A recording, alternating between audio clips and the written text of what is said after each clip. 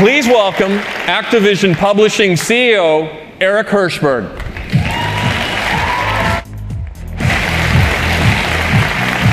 Thank you, Don. It's great to be here.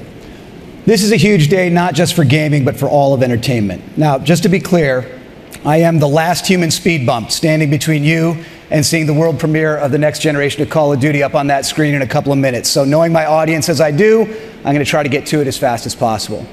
I think everyone was expecting us to play it safe this year and simply make Call of Duty Modern Warfare 4.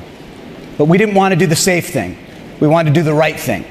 And that meant eliminating as many creative restrictions as possible so that our developers could create an entirely new Call of Duty for the next generation. And that's exactly what we're going to deliver with Call of Duty Ghosts. An entirely new world, an entirely new narrative, an entirely new cast of characters, all built on our new next-gen Call of Duty engine. Call of Duty set the gold standard for first-person action in the current gen, and make no mistake, we're going to do it again with Call of Duty Ghosts for the next gen. We've had a camera crew inside our iconic studio, Infinity Ward, capturing the creative process as the vision for this game is unfolded. And we wanted you to be the first to go behind the scenes and take a look at what they've been up to.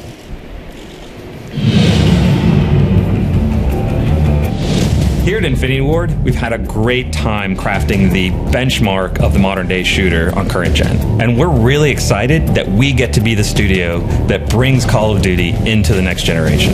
We have a whole new story with brand new characters, completely new world, and this is powered by a new next gen engine that gives us amazing graphic fidelity and really innovative new ways to play the game.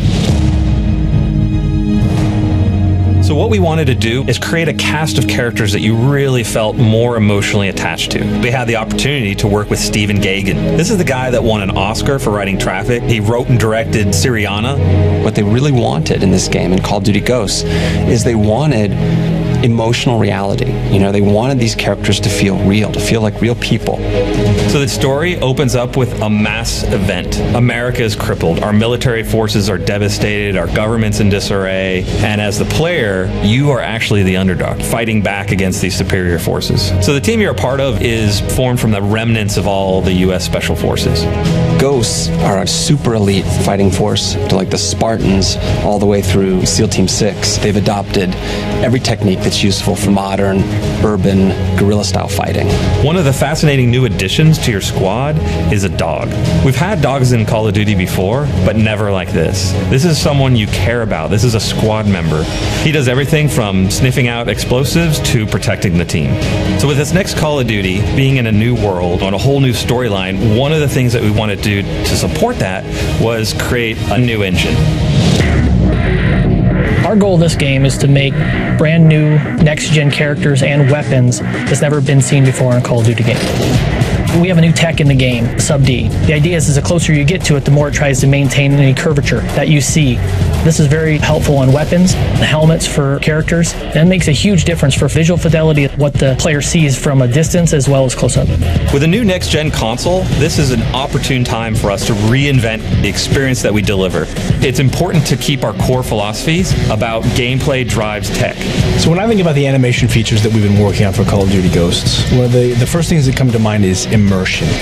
We have a new mantle system so that when you're running quickly and you hit a wall, you get this nice boom, you hit it and you leap and you go and you just maintain your momentum. But we have the lean feature which allows you to lean out and lean in and get a better view of the battlefield. So another feature that we're working on with animation is the slide. It allows you to get somewhere quickly, get out of the line of fire, and at the same time do it in a really cool looking way. We've added fluid dynamics, interactive smoke, and also added an AI system to it. So we have fish move out of the way when you get close to them. The poly counts, the texture increases, the shaders, the lighting tech, the level should feel like you're really there, and all the technology that's going into it allows you to achieve those goals. With this being an all-new Call of Duty, we've really taken this opportunity to revamp multiplayer. One of these new MP features that I'm most excited about is dynamic maps. We have everything from big earthquakes and floods down to player-driven actions, doors, explosive traps, things that change the flow of the map. All of this creates a new dynamic experience for the player Another new feature is character customization. You can choose the heads, you can choose the bodies, you can choose the helmet and gear that you're wearing.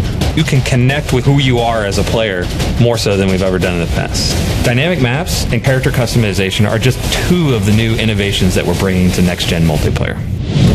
We have the best fans in the world, and we're committed to creating for them a new next-generation Call of Duty experience.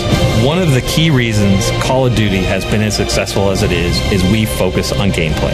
It's the thing we designed for. It's the thing that drives our success as a franchise. And with all of the new tech, all of the new story elements, everything that we're putting into this next-generation Call of Duty, we are still 60 frames a second, low latency controls, a great feeling game.